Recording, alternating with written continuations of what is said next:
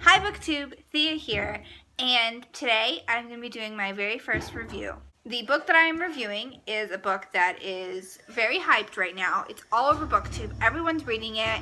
It just came out in January. I just finished it a few days ago. It's Truthwitch by Susan Dennard. This is going to be a spoiler-free review, so feel free to stay and watch the whole video. If you don't know, Truthwitch is a YA high fantasy novel that follows two young girls, Safi, who is the Truthwitch, and Isolde, who is a Threadwitch. Safi can tell if a person is lying or telling the truth, which is a witchery that a lot of people would kill for and that want to capture Safi and use her power and her witchery for their own purposes. So she is on the run with Isolde, who is the Threadwitch, and a Threadwitch can see the invisible ties that bond people together.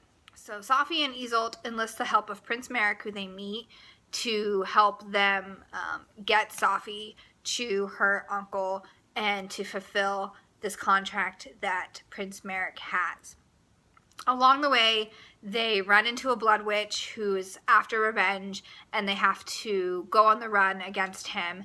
And the blood witch's power is that he can, smell their blood, so that he always knows where they are and where they're going to be. So ensues their adventure and the on-the-run story that this book has. Isolde and Safi are thread sisters, so they're intertwined. They, are kick-ass, independent women. They would kill for each other. They would die for each other. And this book really does focus on that relationship, but personally for me, it was just a slow read. I had a really hard time connecting with the world building that Susan Dennard had created. It just seemed really kind of clunky. The world building I didn't have any type of world to imagine. I couldn't really see it in my head.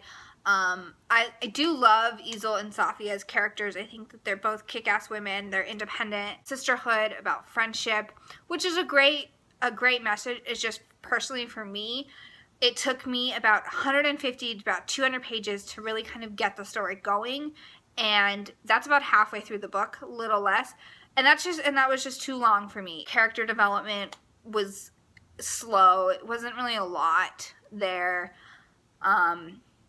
It was really hard to kind of keep straight the characters and their witcheries. I think one thing that would have really helped this book a lot more is some type of glossary in the back or in the beginning about what each witchery would have been a huge help, because I just have to revert back to the beginning when we first met the character and be like, oh yeah, that's what that witchery does again, and the different types of witcheries there are. So I think that kind of was really offsetting, is not having kind of a way to remember what each witchery was. So many throughout the book that you just get overwhelmed. There's a thread witch, there's blood witches, there's truth witches, there's a wind witch, there's a air witch, there's a iron witch, there's an ether witch. There's so many witcheries, and that's not even all of them that's mentioned at all. That's just a few. So I did enjoy Isolde and Safi as characters. I think their friendship is really great. Overall, I gave this book 3 out of 5 stars. I was really trying to give it a 4, but because it took me so long to get into the book, and even after it really started to pick up, I wasn't invested in it because it had already taken me 200 pages to try to become invested in the story, and so it took too much in that story to really enjoy the last half. So it really just did not get a 4-star rating for me. I probably maybe would push it up to a 3.5 just because I do like the concept of the friendship and Isolde and Safi being kick-ass independent women. I did enjoy the concept of the story, and I did enjoy the whole aspect of witchery and having different people having different witcheries. The thing that I still don't understand is the cleaving. That is still confusing to me. I don't understand it. I don't really get what that means.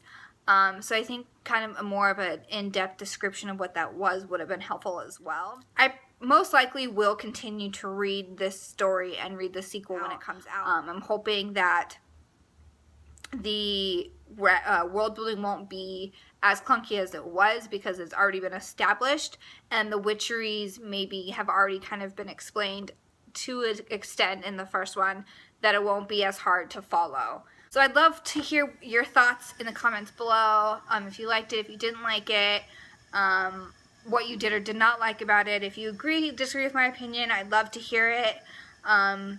If this book lived up to the hype for you, if it didn't live up for the hype for you, if this was a good review, I apologize. It's kind of all over the place. It's my first review, so I'm definitely going to kind of clean them up as this channel goes along. I would recommend this book.